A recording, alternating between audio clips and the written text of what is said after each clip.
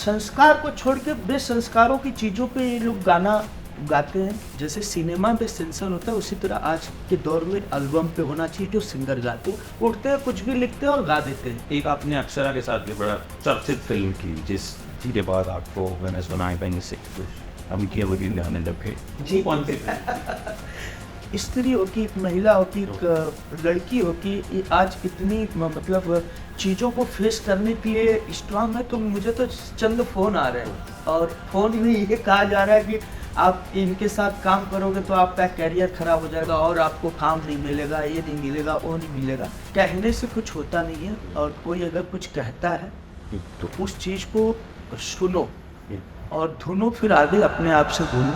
तो लोग कहते हैं एक हीरोइन मिल जाए, दो मिल जाए, आपको साथ साथ में और फिर आपको धमकी भी मिली। तो बड़ी इंटरेस्टिंग कहानी है। ये बताइए कि 7 हीरोइनों को मैनेज कैसे किया सबसे पहले? कौन सी फिल्म थी? सवाल बहुत अच्छा है। तो एक तरह से मेरे लिए वो शादी थी जो 7 फेरों के समान थी और मैंने हर फेरों को बच्चे लेते हुए काफ़ी 7 हीरोइन 7 हीरोइन हमसे बढ़कर पहुँच। और ये 2015 में शूटिंग शुरू हुई। 2016 में बिहार, यूपी, झारखंड, दिल्ली, वो all over India theatrical release हुई। उसके बाद सिनेमा हॉल में खूब धमाल मचाई। मैं उस समय नया था, मेरी एक दूसरी फिल्म थी। बहुत मज़ा आया। बस मज़ा ये आ रहा था कि हमारे जो सहपाठी यानी हमारे जो साथ में को आर्टिस्ट थी, हमारी हीरोइन जो थी, सारी स्टार थे उस समय। नाम लिया जाए तो रानी चटर्जी, अंजना सिंह जी, गुंजन पंत जी, श्रुति छाबड़ा जी, अनारा गुप्ता जी, सीमा सिंह जी और अपूर्वा भी उस समय बहुत चल रही थी, आजकल हिंदी बेहतर है। तो इन सारे हीरोइनों का अपना एक ऑरा था, एक अपना उनको एक्सपीरियंस था और मेरे पास कोई एक्सपीरियंस नहीं था। बस मेरे पास खुशियों का बहुत बड़ा भंडार था कि मैं इन लोगों के साथ कार्य कर रहा हूँ। तो मैं जो जैसा है, इधर आओ बैठो, ज़्यादा उनके साथ मत बैठा करो। हमें वही आपस में कैसी ट्यूनिंग थी? 2 हीरोइनें लड़ पड़ती हैं, 7 थी तो क्या था, आपस में कोई पंगे नहीं होते थे? नहीं, बिल्कुल होते थे। तो मैं कहा जाए तुम कृष्ण कन्हैया बन के अपने हिसाब से मजे लेता था। जो जैसा कहे मैं सुनता था। यस मैम, यस बिल्कुल। कई बार लोग बोलते थे नहीं आप उनके साथ मत बैठा करो, ज़्यादा मेरे साथ बैठो। तो मैं सभी के साथ बैठता था और सभी ने कोऑपरेट किया। मैं धन्यवाद कहूँगा कि सबने बड़े कम समय में लोग यही सवाल कहते थे कि आप किस तरह से करते हो, क्या झगड़े उगड़े होते हैं? मैं बोला झगड़े कुछ नहीं होते। हाँ, एक घर में बहुत सारे बर्तन होते हैं तो बनबनाहट और खड़खड़ाहट तो होती ही है, उसी तरह हम लोग भी करते हैं। लेकिन सज्जे के लिए, सजावट के लिए, खूबसूरती के लिए हम लोग उसमें कमियां भी नहीं छोड़ते हैं और दिल से हम लोग काम किया। पहली फिल्म भी आपकी राउडी थी एकदम? हाँ बिल्कुल, राउडी रानी।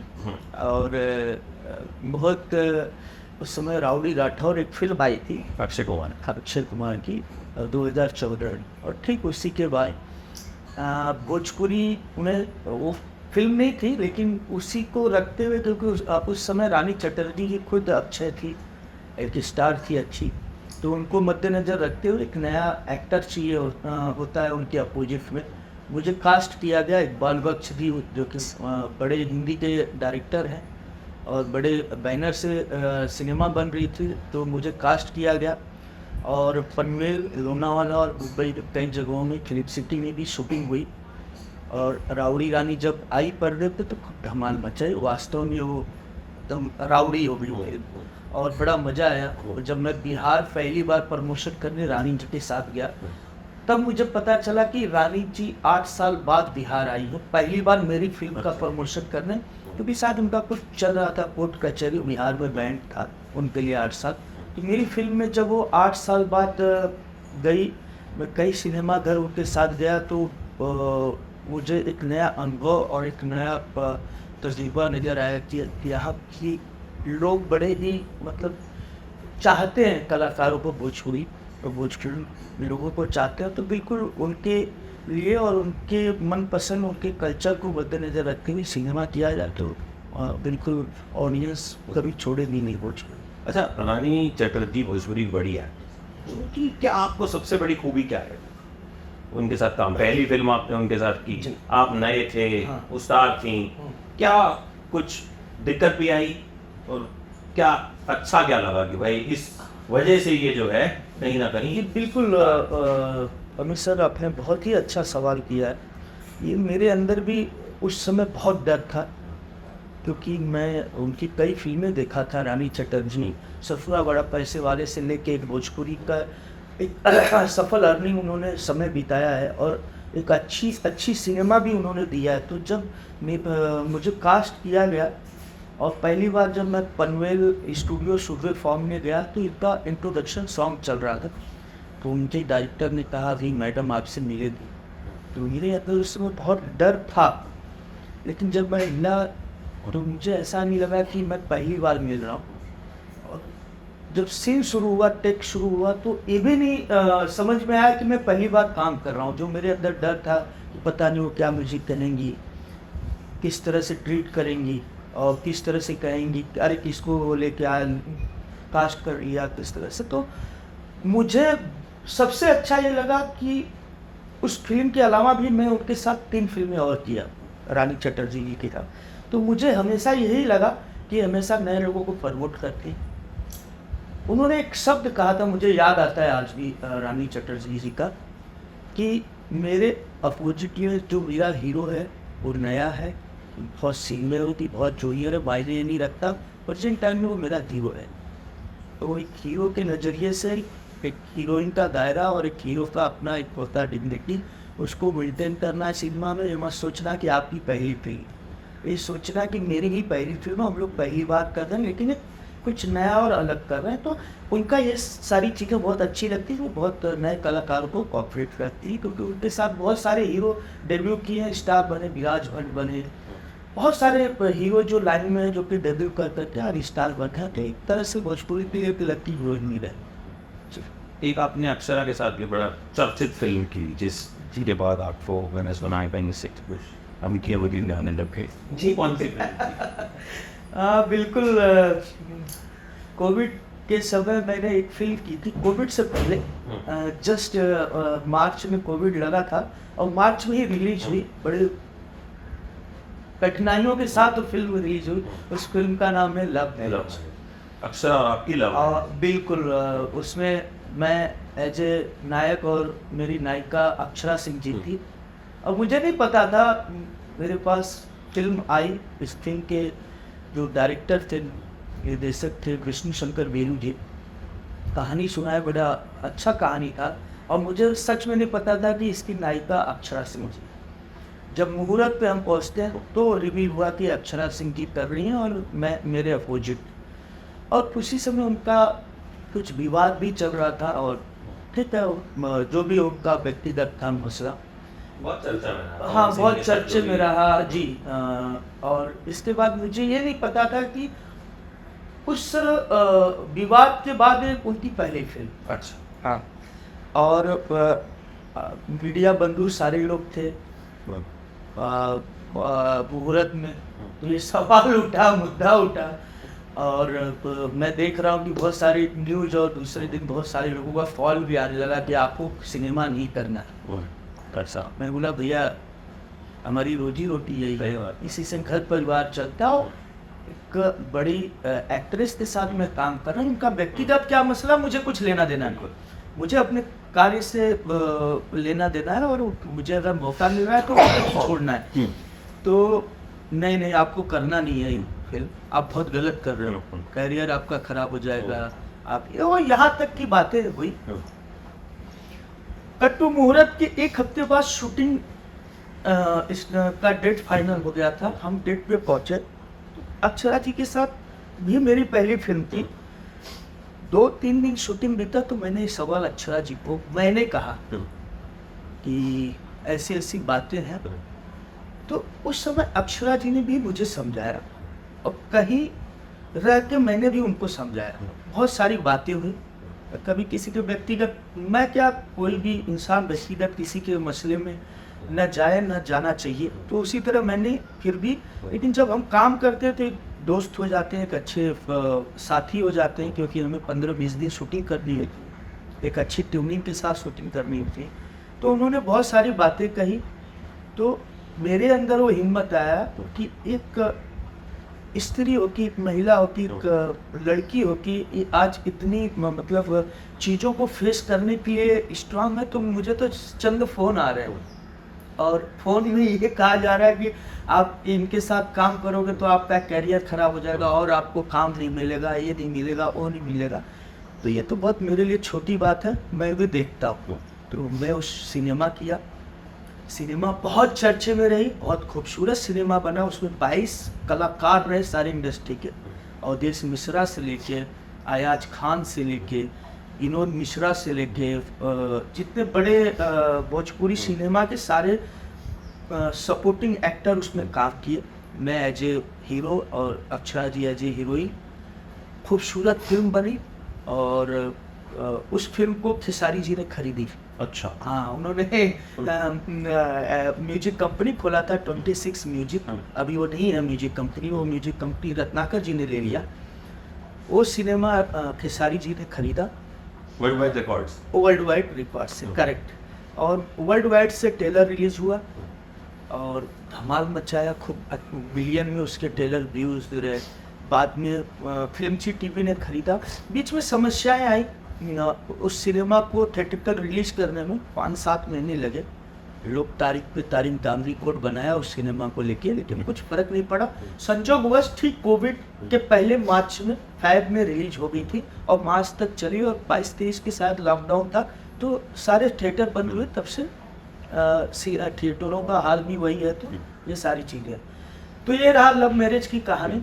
साथ ही साथ जो मैंने प्रण किया था, अक्षरा जी ने, जैसे आपने कहा बड़े चर्चे में, तो अक्षरा जी जब मुझे उस प्रण को बताया कि मैं लड़ सकती हूँ तो आप एक पुरुष होकर क्यों नहीं, तो मैंने एक और ऐतिहासिक रहा बात कि मैं लॉकडाउन में तकरीबन 12 से 13 शूटिंग की।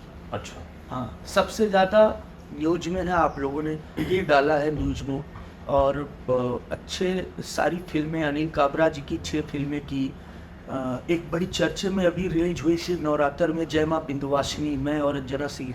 तो मैंने ये देखा कि कहने से कुछ होता नहीं है, और कोई अगर कुछ कहता है तो उस चीज़ को सुनो और ढूंढो, फिर आगे अपने आप से ढूंढो, कार्य करो। कुछ हो नहीं, आप सही हो तो मुझे लगता है कि कोई रुकावट जीवन में नहीं आएगी, क्योंकि हम कलाकार हैं, कला से ही अपनी लोगों को मोहित करते हैं, तो और कोई दुश्मनी रखनी भी नहीं चाहिए। तो ये सारी कहानियाँ हैं। खैर, हर हर महादेव। उस वक्त अक्षरा ने कहा भी था कि मेरा करियर खत्म करने की कोशिश की जा रही है, क्योंकि जब विवाद होता है तो देखिए कई तरह की बातें होती हैं। मतलब अब कौन सही कौन गलत हो तो शायद बिल्कुल, बट आप पीछे बेकार फंस रहे। और बिल्कुल वो एक सिनेमा की वजह से, जिसका टाइटल भी बड़ा खतरनाक था, लव। बाकी ऐसी कोई बात नहीं थी, न कोई लव था न कोई मैरिज था। एक सिनेमा था जो लव मैरिज को बढ़िया से बना और बढ़िया से समय दर समय जनता ने देखी सिनेमा को। जी। अच्छा, ये बताइए, आपको अपनी कौन सी फिल्म या कौन सा रोल सबसे मुश्किल लगा कि भाई ये करने में जो है बहुत मेहनत लग गई है, ये बड़ा चैलेंज है? बिल्कुल, एक्टर होने के नाते हर रोल ये चैलेंजिंग होता है, लेकिन मैंने फिल्म किया खुद, होम प्रोडक्शन मैंने बनाई थी, बलन केसरिया। अभी SR के म्यूजिक ने उसे खरीदा है और टेलर चैनल पे है। एक फौजी की कहानी है और किसी कारण वो पागल हो जाता है, तो उसके घर वाले अपने ही घर में कैद खाना बनाए हुए हैं और उसमें इसलिए रखे कि माँ अपने से अलग नहीं करना चाहती, क्योंकि पागल है या दिमाग से कम है या जो भी है, कारण जैसे भी हो, अपंग है, लेकिन वो मेरे साथ ही रहेगा। एक माँ का घर में एक था कि इसकी वजह से घर वाले लोगों ने कैद किया है, एक कोठरी को जेल बना, कैद खाना बना के उसमें मुझे रखा है। और जब मैं वो सीन किया और वास्तव में वो दीवार को मैं निकाल के खाना, और वो मतलब वो अजीब हरकतें जो करते हो। जब मैं सीन कर रहा था तो मुझे कठिनाई नहीं आई, मुझे मज़ा बहुत आ रहा था। मैं डूब गया था उस कैरेक्टर में। जिस भी समय या जिस भी यादों को मैं अपने अंदर भिगो लिया था, तो मैं उस किरदार को करते समय खूब मज़ा आया। कठिनाई नहीं और नयापन लगा मुझे। खैर बहुतों ने किया है किरदार, पागल का, तेरे नाम जैसे भी सिनेमा हुई है, सलमान जी ने भी किया है, तो बहुतों ने किया है, ऐसा नहीं है। लेकिन मैं जब इस किरदार को किया तो मुझे मज़ा आया। तो ऐसे किरदार जब भी मुझे मिलते हैं मुझे बहुत मज़ा आता है। जय माँ विंध्यवासिनी में एक समय पे मैं माँ और भगवान को नहीं मानता हूँ, तो मुझे लकवा मार देती है। तो मैं उस लकवे में किस तरह से अपने आप को ढाल के रखा हूँ, और किस तरह से एक समय में घर में कोई है नहीं और मुझे मार दिया लकवा, और मुझे बहुत तेज प्यास लगी और टेबल पे पानी रखा, मैं कैसे जाता हूँ उस पानी को स्ट्रगल से लेता हूँ। तो ये एक अपन इंसान की जर्नी भी निभाना। तो इसी तरह से बहुत सारे किरदार हमने किए अलग अलग, मुझे मज़ा आया उसमें, और भी इसी तरह से कुछ अलग अलग किरदार करना चाहता हूँ। अच्छा, आपने लगभग सब बड़ी हीरोइन के साथ काम किया। अब मैं जिसका नाम लूँगा आप सबकी एक कमी बताएंगे, एक खूबी।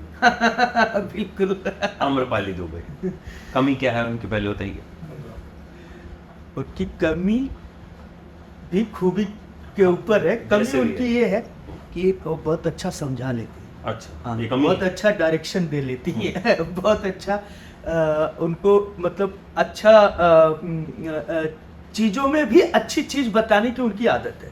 ये मेरे लिए जैसे आपका कमी सवाल है तो हो सकता है, लेकिन मेरे लिए कमी भी है और अच्छाई भी है। तो अच्छाई क्या हुई? अच्छा ये है कि सामने वाले को खूब समझाती हैं। अच्छा, दोनों ही क्यों चीज़। नहीं, कोई जैसे कोई मैं घुमा दिया। एक फिल्म कर रहा था राजमहल, बहुत बड़ी साउथ की फिल्में थी, बहुत बड़ी कैनवास फिल्म है, अभी आ रही है। 2 जन्मों की कहानी, एक जन्म में वो राजकुमारी होती, मैं राजकुमार होता, तो गेटअप भी उसी तरह होता है हम लोगों का। महल में हम लोग शूटिंग कर रहे थे, तो कई बार सीन मतलब कि बड़े थोड़े राइटर ने गड़बड़ सड़बड़ लिखे हुए थे, तो बैठ के हम और वो सीन भी लिखे और उसको सीन को सजाए भी और उसको खूब अच्छे से शूटिंग भी की। तो उनमें कहा जाता है कि कमियां भी अच्छाइयों के बराबर और अच्छाइयाँ तो अच्छाइयाँ हैं। बस इस अक्षरा, कमी और अच्छाई। कमी ये है कि उनको अपने काम से मतलब है, बाकी और किसी से भी। तो अच्छाई नहीं, कमी है कि जैसे मैं 3-4 दिन तो मैं समझा कि भाई ये अक्षरा सीन है और ये सिर्फ अपना काम कर रहे हैं, मैं कहीं गलती भी कर रहा हूँ तो बता नहीं रही। अच्छा। तो ये मुझे कमी लगा कि नहीं बताना चाहिए। जैसे मैं कभी कभी अभी नए एक्टरों के साथ काम करता हूँ तो मैं बोलता हूँ बेटा ऐसे नहीं, ऐसे थोड़ा करोगे ना तो ट्यूनिंग और इन्वायरमेंट लगेगा। तो ये है कमी। और अच्छा ये है कि वो शांतिपूर्वक अपने काम करते हैं, प्रोफेशनल है, टाइम पंचुअल है, अपने कामों को बहुत महत्व देती हैं और समय से काम करके निकल जाना और ज़्यादा किसी से हो। रानी चटर्जी। हाँ, रानी जी तो मैंने पहले ही बता दिया था कि कमी नहीं बताइए। कमी रानी जी में कोई कमी नहीं है। रानी जी में यही है कि नए लड़कों के साथ भी काम कर लेती है कभी। और क्या जी, और सब अच्छा है। आपकी सबसे फेवरेट हीरोइन कौन सी रही है अब तक, अगर एक नाम आपको हाँ बिल्कुल, भोजपुरी इंडस्ट्री में हो भोजपुरी या और नहीं, एक भोजपुरी से बताइए, एक और। ओके। भोजपुरी में अभी तक सबसे अच्छी मुझे जिसके साथ काम करके लगा, सभी के साथ बहुत अच्छा लगा और जितनी भी हुई हुई सबके साथ मैंने काम किया, सभी के साथ अच्छा लगा, लेकिन उन अच्छे में से सबसे अच्छा लगा अमरपाली जी पसंद। और ओवरऑल अगर पूछूं, अगर आउट ऑफ भोजपुरी भी कौन फेवरेट है? आउट ऑफ भोजपुरी देखिए मैं बहुत आदर्श अफ्ताब का अपुत्र, मैं माधुरी तक मैं उनको बहुत नज़दीक से जानता हूँ क्योंकि मैं कहीं न कहीं से जुड़ा हूँ और उनकी चीज़ों को तो मैं बहुत रीड करता हूँ अभी भी और मुझे बहुत अच्छी लगती है। अच्छा, एक चीज़ आपको बताइए कि आपको क्या लगता है भोजपुरी इंडस्ट्री की जितनी फॉलोइंग है, वो इतने लोग देखते हैं कोई, उस हिसाब से इंडस्ट्री इतनी बड़ी क्यों है? भोजपुरी, सवाल अच्छा है, बड़ी क्यों नहीं हुई? भोजपुरी ऑलरेडी बड़ी है, लेकिन यहाँ खंड बहुत बटे हुए हैं। अलमारी एक ही है, सबको उसमें ही सामान रखना है, लेकिन यहाँ ड्रॉवर बहुत बन गए हैं कि मुझे इस ड्रॉवर में रखना, मुझे इस ड्रॉवर में रखना। तो मुझे ऐसा लगता है कि खरीदार या बाहर के लोगों को लगता है इनके पास ऑडियंस बहुत है, लेकिन वो ऑडियंस में एकता है। जैसे कि मैं आज सुबह इंस्टा खोला तो एक वीडियो आया, बड़ा ही अच्छा, किसी ने वक्ता में बहुत कह रहा था और मेरे खास मित्र ने उसे डाला था और मैंने अच्छा भी लगा कि सबसे पहले तो भोजपुरी की पहचान थी भोजपुरी के गानों से। तो यहाँ गाने छोड़ के वो किस गानों को गाना बना रहे हैं ये उनको ही नहीं पता है, क्योंकि हमारा एक अपना कल्चर हुआ करता था, हमारे एक संस्कार हुए करते थे, हमारे एक दायरे हुए करते थे। लेकिन यहाँ कोई दायरा नहीं है, कोई संस्कार नहीं, कोई कल्चर नहीं। अब मैं आ जाता हूँ उस वीडियो पे, उसने बहुत अच्छी लाइन बताई कि गाना एक हीरो अपनी हीरोइन के लिए गाता है, एक बेटा अपनी माँ के लिए गाता है, एक भाई अपनी बहन के लिए गाता है। परिवार का गाना होता है, फैमिली या तो लवर पॉइंट से होता है, एक हस्बैंड वाइफ के लिए गाता है। भोजपुरी में ऐसा कुछ नहीं है, यहाँ इन सब को छोड़ के सब कुछ बाहर का गाएगा, साली का गाएगा, झोली का गाएगा, तो फलना का गाएगा, तो कहाँ का गाएगा, वो मतलब नथुन भंटा का गाएगा, तो करैली का गाएगा, तो धनिया ले ले पुदीना गाएगा। मतलब वो अपनी लवर के बारे में गाना नहीं गाएगा, अपनी बीवी के बारे में नहीं गाएगा, अपनी माँ बहन के बारे में नहीं गाएगा, वो भौजाई के बारे में ज़्यादा गाएगा। तो यहाँ क्या है, संस्कार को छोड़ के बेसंस्कारों की चीज़ों पे ये लोग गाना गाते हैं, जिससे लोग उसको चटनी बना लिया, चाटते हैं और तुरंत स्वाद लेते फिर भूल जाते हैं। इसीलिए ये टिकाऊ नहीं है, पहला। दूसरा सर, कई खंडों में बटा है। अब भोजपुरी एक सिनेमा जैसे बनती है, तो यहाँ सिनेमा के कई रूप हैं। कई लोग कई ढंग से सिनेमा बना देते हैं, कई लोग कई ढंग से बना देते हैं। तो ये सारी चीज़ें हैं कि एकता नहीं है, जिसके वजह से विकास नहीं है। और एक मत नहीं, मैं तो बार बार हमेशा अभी मनोज जी और दिनेश जी और रवि जी मिले थे प्रोग्राम में, तो मैंने अर्जी भी लिख के दी कि मैं बोला जैसे सिनेमा में सेंसर होता है, उसी तरह आज के दौर में एल्बम पे होना चाहिए जो सिंगर गाते हैं, उठते हैं, कुछ भी लिखते हैं और गा देते हैं। आज यूट्यूब आप भोजपुरी के नाम पे खोलते हो तो बलगर गाने ऊपर दिख जाते हैं, अच्छे गाने आ ही नहीं पाते हैं। तो ये सब चीज़ें हैं, लेकिन धीरे धीरे सेंसर बहुत अभी सुधार में बहुत स्ट्रिक्ट भी हुआ है। हम लोग की सिनेमा में एक थोड़ा सा भी कुछ गड़बड़ हो जाता है, बच्चों के ऊपर ब्लड या बूढ़ों के ऊपर सताया हुआ, तो बहुत सारा सेंसर का जो रूल है, हमें उसी तरह से एल्बम के ऊपर भी रूल पे काम करना चाहिए। तो शायद कुछ आने वाले समय में विकास होगा और आने वाली जनरेशन इस चीज़ों को फॉलो करेगी। चलिए, उम्मीद करते हैं ऐसा होगा भी। और अभी आपने 7 हीरोइनों के साथ काम किया, अपने 10 के साथ करें। जी, थैंक यू सो मच। फिर मुलाकात करते हैं, बिल्कुल, फिर और हीरोइनों के बारे में चर्चा करते हैं और चर्चा करेंगे। बहुत अच्छा लगा। Thank you so much. Thank you, नमस्कार।